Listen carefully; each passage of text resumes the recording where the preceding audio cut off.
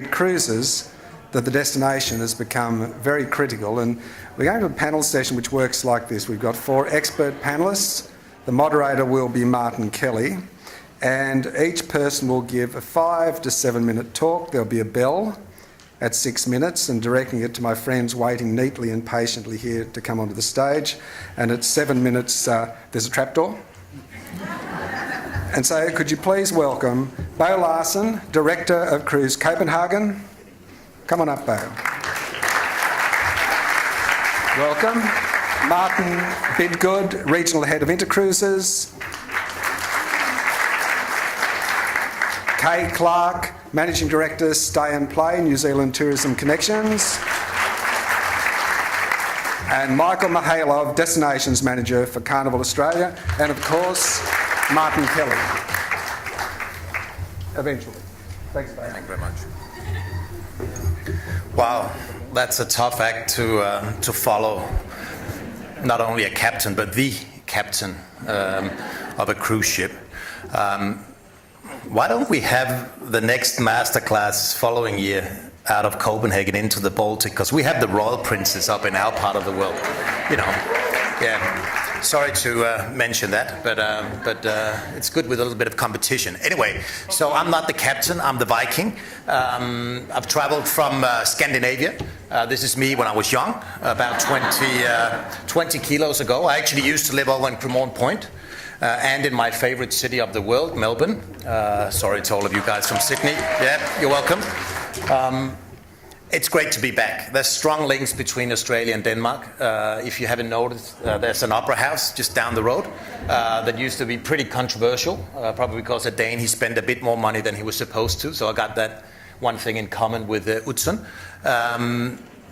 But also, we have a very famous Dane, who's actually more Danish than Australian. I've had the pleasure of meeting our princess a few times. She's from Tasmania, so that's a little, yeah, she's beautiful. And I've met her and her husband, unfortunately, a few times. I think I made a good impression, but not good enough, so I'm still waiting. Super single, and we'll see how it goes. This is the most boring slide that I have ever shown. What do you think? Anyway, so I'm representing the destination, Copenhagen, but I'm also working in the Baltic region, which you'll probably realize after this presentation. So I'm going to try and just focus a little bit about the issues that we deal with at destination levels. And unfortunately, this is what happens. It's not always as beautiful as the guests would like, and it's not always a smooth operation. And sometimes we have policemen, and we would wish we could just get rid of them and do something else. But we have a marathon, we have Ironman, we have all sorts of things, world championships in bicycling taking place right in the heart of the city. And you know what? We have 5, 6, 7, 8 ships at the same time. It's just a nightmare. But this is what we deal with and some of the issues that we have to deal with in order to get this smooth operation. So this does not make a destination rock. But there's a lot of work behind it, and I think we realized that today with the infrastructure issues mentioned in a beautiful city like Sydney as well. One thing that I like, and one thing I preach all the time to my partners in the region is the welcome facilities. When you go to the Caribbean, they always have a huge, smart, fancy place. Sometimes you even have to go through an outlet, probably owned by Carnival. And 20 minutes later, you get into a destination, and you know, we're a pretty poor part of the world. Cruise tourism is only a very small part of our business, probably the same here, even though it's growing. So we have our own Copenhagen bicycles and young people that greet the guests, welcome them. So it's really cheap, but it's very closely connected, and that's a lot of things that I'm going to mention is personalities and how you do it. And another thing that we need to be good at tourism and destination level is to say welcome back. Because the huge opportunity to get people back, maybe not on a cruise, but get back to visit Sydney or Melbourne or Geelong or whatever people are visiting, right? To say there's actually an event next year that you should go to. You know, some of our destinations, they give out roses only to the female guests, though, but to say welcome back to whatever place in Sweden that they're representing. I think that's a cool thing for a destination to do. But that's something that needs to be done. I'm cheating a little bit because I have I have 1B. Okay, that's also about welcome. This is a typical guide in our part of the world. This is a competition, not a very sexy one. This is sexy. Actors doing guide services in Stockholm, the best possible thing you can imagine. Or this guy, a homeless guy in Copenhagen, who shows where it's really good to sleep at night when you don't have a place to stay. It's really interesting, you know, when you're close to the Royal Palace. This is for Tony and Holland America Line. This is my mom, her first cruise ever with my dad was on Eurodam in 2010, I think it was, out of Copenhagen. Just beautiful. And the only thing she would talk about, I'm sorry, Tony, that was the guide, Gaia, right? So he made the big impression. It doesn't take a big, this is taken last night, by the way, beautiful picture, isn't it? Often, even a small little attraction can be big. Well, I know what you think. It's not 60 centimeters. That's the statue, but that's the Belgium. Rooftop sightseeing in Stockholm. That's a pretty cool thing to do if you haven't done it. Burning off calories is a cool thing. Admiral's Cup in St. Martin. Gastronomy. How about harvesting your own potatoes?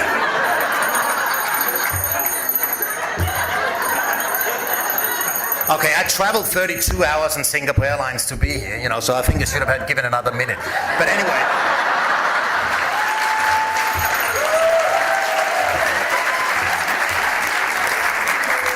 I'm not supposed to do any ads up here for my part of the world, but I want to thank you for bringing in more than 16,000 Australians to Copenhagen and the Baltic Sea region just last year. Thanks a lot, and a lot of beautiful ships to offer. Thank you very much.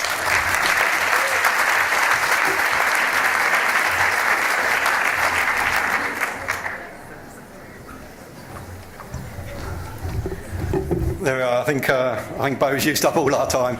The international flavour, I think, continues now with a POM on the stage. Now, I did a fairly similar workshop over in Fremantle about 4 or 5 months ago, and I had a number of cricket-related gags in my presentation, but I've spent the last 4 months rapidly removing those. As a result of the debacle that was English cricket, but we'll touch on from a destination perspective what makes a destination rock. I want to just sort of quickly run through 5 points from a ground handler, from a tour operator perspective, what we look when organising shore excursions. That I guess is the recipe for success, and you know, it's wherever you operate, whichever port you're trying to deliver a program. It's not straightforward, but I think with these 5 points certainly will get you on the right foot forward. So it starts off, I guess, community. By that we mean engagement. We need sharing a common purpose. Encouraging the stakeholder participation. I guess wherever wherever you are, if you have everybody pulling in the same direction, it makes life a damn sight easier.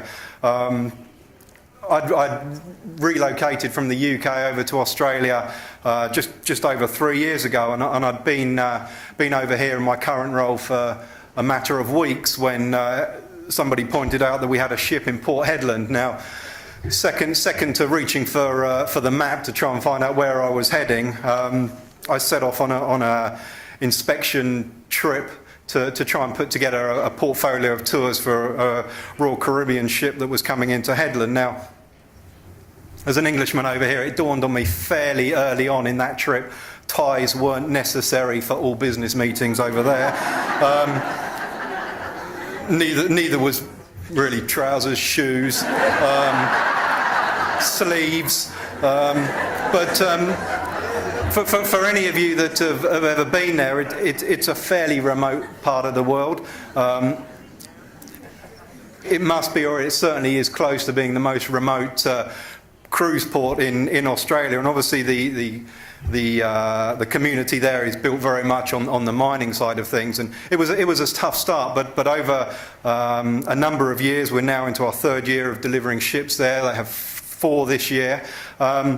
We've had a lot of engagement from Tourism WA, from the town of Port Hedland, from the Port Association. And once you have everybody pulling in the same direction, it really does make your life a lot easier. And we now have a really, really great experience when ships come in. Diversity, I guess that's a fairly obvious one.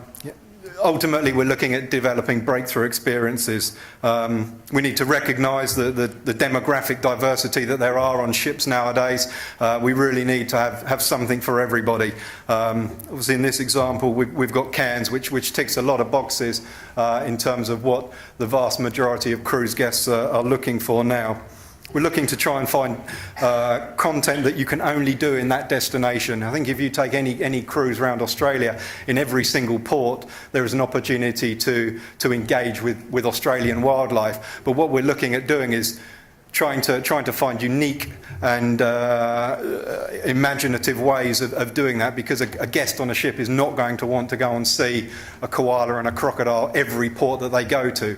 So it's trying to find those unique experiences, and when you deliver the program, have the experience exceed the expectation. And if you can do that on a consistent level, you're onto a good thing. Bo touched on it. Guides, I think they're the single biggest challenge when looking at new ports and building tour programs. The tour guide has the biggest impact on tour experience. Many regions around the world focus highly on the guide content, well trained, keep the guides engaged as they are the local experts. I think it's one of the more challenging areas. I think within Australia we have some very, very good guides. We have a core group of reasonably qualified guides, but I think in terms of an overall association to pull everything together with the training, there's a lot more to being a guide than just being able to sit on a coach and recite facts. So investing in training so that we have an overview of what cruise is, what is service excellence, field skills, presentation, storytelling, and obviously the risk side of things from care team training. I'll just quickly whip through the last two. They're very, very closely linked. Transportation, obviously the experience starts as soon as you step off the ship, not when you get to the first attraction. So having the infrastructure in place to handle a large amount of tourists from the terminal itself through to the coach and the coach itself, and also the infrastructure around. And finally, as I said, very closely linked, the port facilities. Terminal infrastructure that facilitates good shore-ex, and ease to get from the ship to the coaches, organised and with the appropriate level of signage. I guess practical and functional is the key. So that sums up my 5 points. I'll leave you to digest that and hand over to Kay.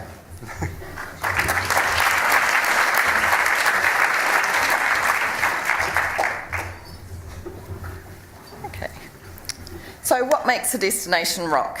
In a report released last year, the cruise industry was said to have added $310 million across all New Zealand regions for the 2012-2013 season.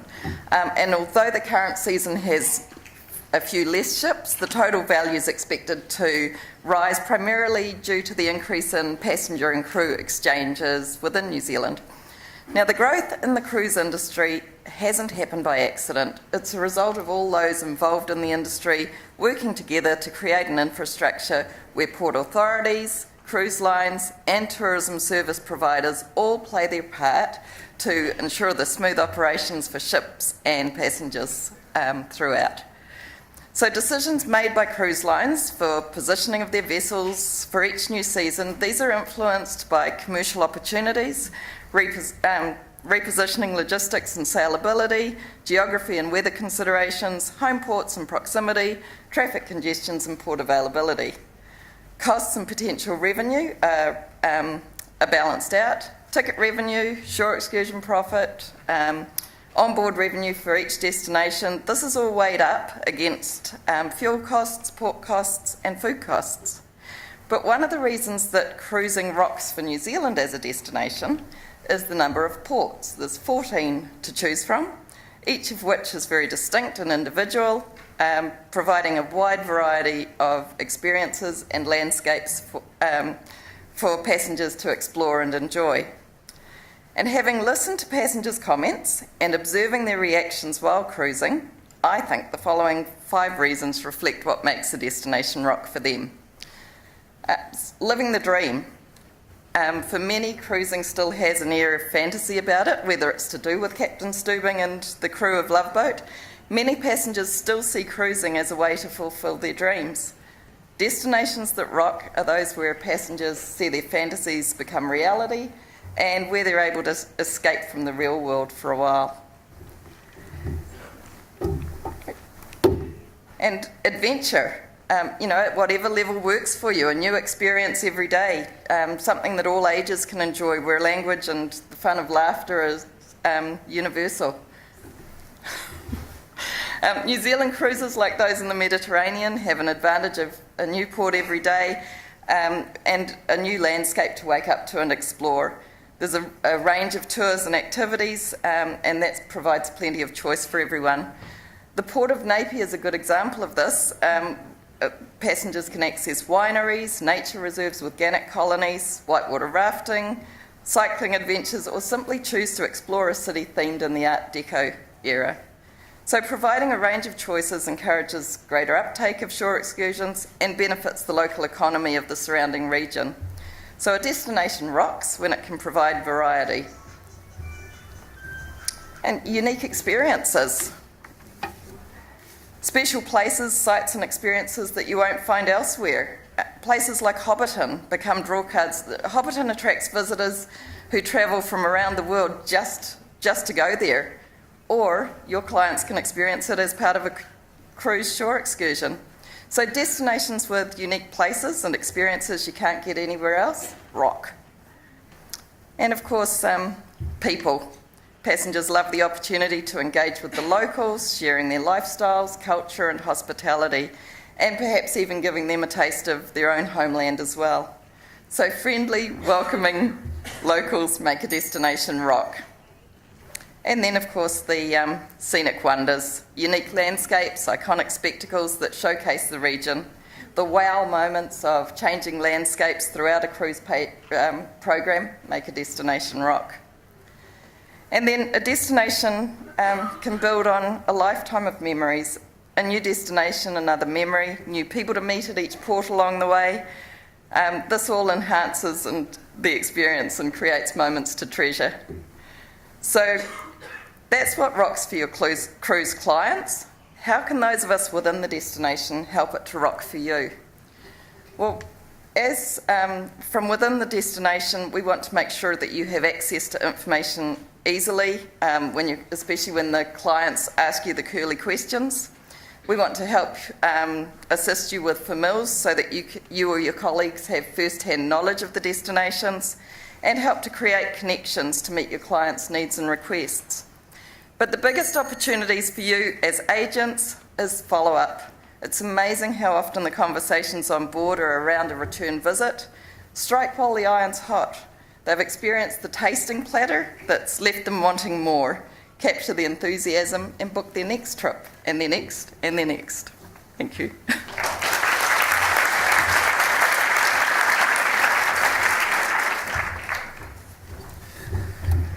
Hello, thanks for having me. I'm the only local here, so I'm going to talk about cruising locally.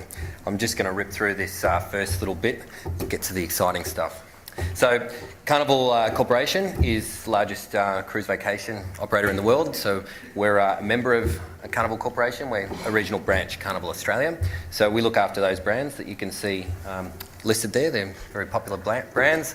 And this is what I do. I develop destinations, new excursions, event themes. That's myself with a local tribe in Walla, which is a small island in Vanuatu, which is a place that only P&O calls at the moment, and Carnival Cruise Lines as well. This island is actually somewhere that was traditionally a burial island, where they used to bury their dead up to their necks, and once the skull was left, after it had been decaying for a while, they'd stash it in a skull cave. So these people here are explaining to me their culture and their traditions, and I try and package that up and make it accessible to everyone. So it's good stuff. This is our region, so it's pretty big, so I have to cover a lot of ground, so I'm on the road quite a bit.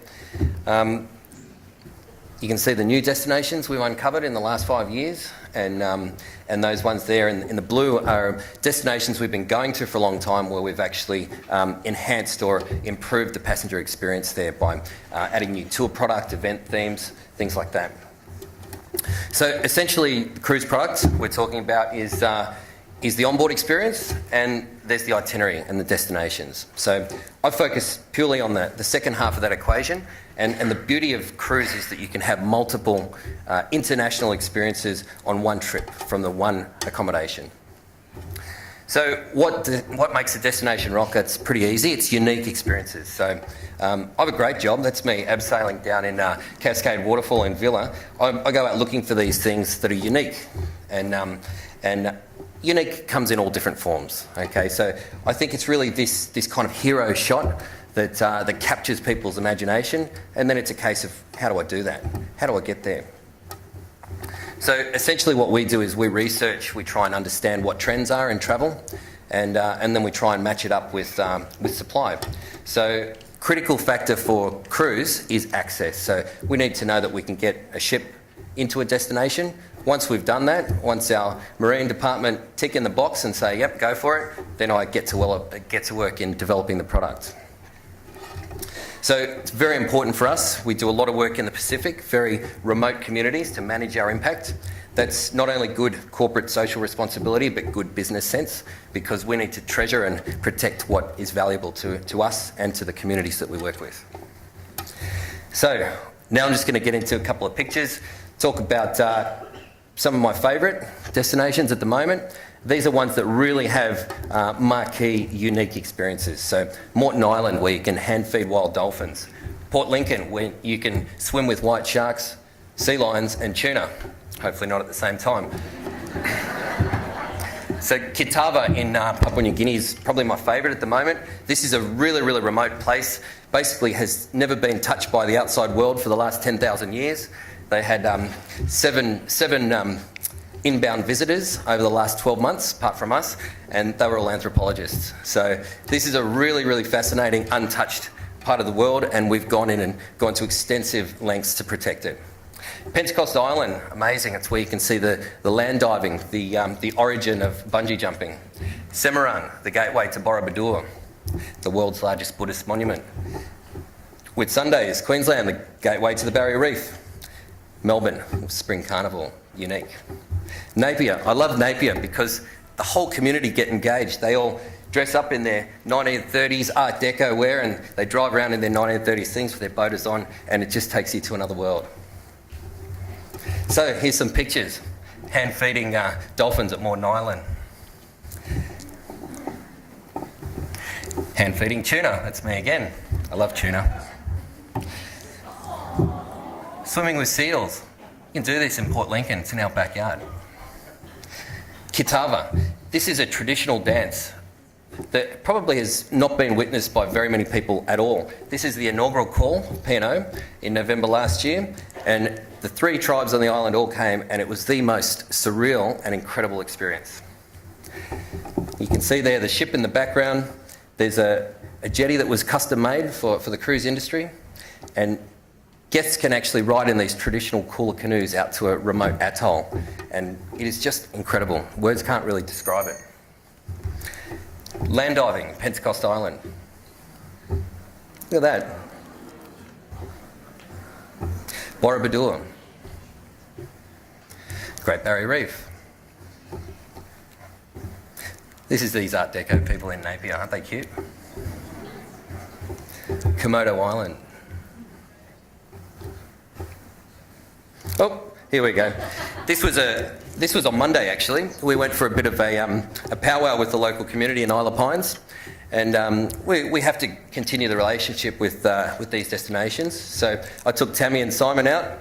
We managed to squeeze in a little bit of a trip, and there you go. There's a loggerhead turtle interacting with Tammy, the senior vice president of P&O Cruises. And there's Simon, I think you know him as well. This is a place in Indonesia, in Java, called Mount Bromo. You can access this through a small port called Probolinggo. You can actually ride a horse up there. It's the only Hindu population on Java. They live in the top of a caldera. So, very surreal, very amazing. So in summary, unique experiences are a hook. Destinations are the source of unique experiences. So the best itineraries have the most destinations, and the more destinations in the least amount of time equals the best value. So Cruise really does offer one of the best value propositions in the market. Thank you.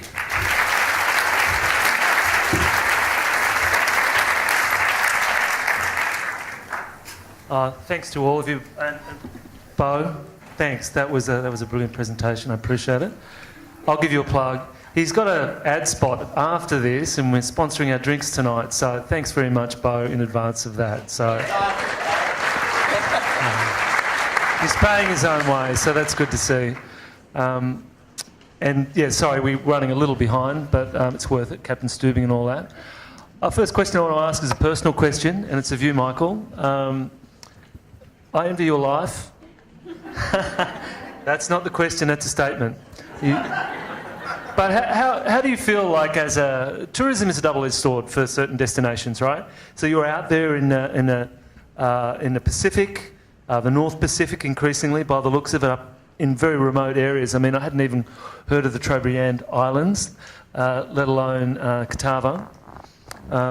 As you said, this is a place untouched by other cultures, let alone white man, for 10,000 years. So incredibly remote, no doubt extremely beautiful. And then one day, a ship containing 1,000 passengers, more, 2,000 passengers. You're the catalyst. You've brought that ship there. You've brought Western culture to that remote outpost, that innocent island. How do you feel about that? Actually, I feel great because we've been researching that particular spot for 5 years, and we engaged an anthropologist, a cultural anthropologist, and an ecologist to go and actually do a baseline survey of the area to understand what the community are looking for, what they're wanting. So it's true in some ways they do live in this very remote, idyllic situation, but they're starving for opportunity and they're starving for interaction with other people. So what we offer is something very sustainable. We come in the morning, we have an experience for 8 hours, and then we go away again. The only infrastructure required is a jetty. The rest is all traditional. And we limit the amount of calls that we offer there, and it's only very seasonal, and it's managed in a strict custom authority. So all wealth is distributed evenly, and we take that very seriously. And so out of the, say, 2,000 people on a ship, how many would disembark? In Catawba, all 2,000. And how many people live in Catawba? 3,000. Almost doubling the population in a day. So that's remarkable. So I think you mentioned changing consumer expectations, and it's something that I would like to just to take all the way around here and get an opinion on. Bo, what do you think consumers, cruisers are looking for these days? It seems people are saying that it's different from it was 10, 15 years ago when the ship perhaps was the destination. Okay, a really, really boring answer from my part of the world is that a lot of people, and particularly Australians, are visiting for the first time. So they want to see all the traditional stuff. So where our destinations typically, want to do new fancy architecture and meet the local chef of a super cool restaurant, they want to see Little Mermaids and castles and queens and, old buildings and stuff. So, honestly, for that part of it, it's very traditional business. It's becoming mass market, which is also a challenge, why I showed the hop-on, hop-off buses and the rest of it. And of course, we have a lot of brands that are willing to offer that exclusive thing where you actually cook with a great chef and do that stuff yourself. But yeah, so very traditional when people travel from Australia to our part of the world, really. Right. So they're not going to head to Noma and eat dirt. They're going to check out the Little Mermaid. What about yourself? No, I think a lot boils down to where the guests are coming from. I think international guests have a very different drive of what they want to see when they cruise over a guest that would be cruising in their own backyard. so to speak. But I guess what Bo's saying, and drawing on experience from my time in the UK, that the history of Europe as a whole is very, very appealing to international cruisers. But with Australia growing and being such a large market nowadays, with Australians cruising in Australia are looking for something very more relative to the destination. Australians generally won't want to just see a kangaroo, see a koala, because that's innate to the upbringing. But it's very much if you can still take that as a core part, but build on that and make it relevant and local to wherever you are in the country, then I think it still captures the interest and will still sell. Yeah, so that Port Hedland, as a destination, you offer tours of the BHP mine. How do people react to that? Is there a high uptake among passengers to that tour? It is, because at the minute it's the only one we offer up there, so sales are awesome.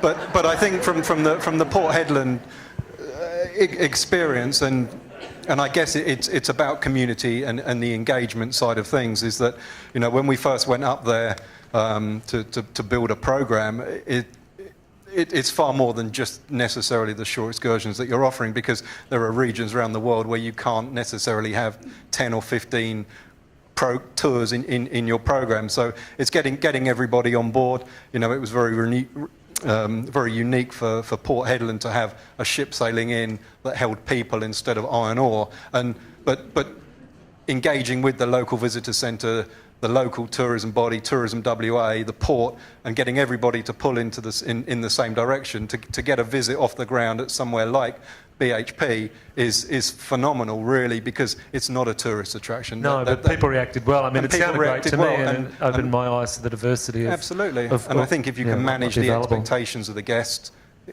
you can ultimately have a very, very good experience. Okay, and Kay, I noticed that Napier was mentioned twice, once by you and also by you. And we haven't even compared notes.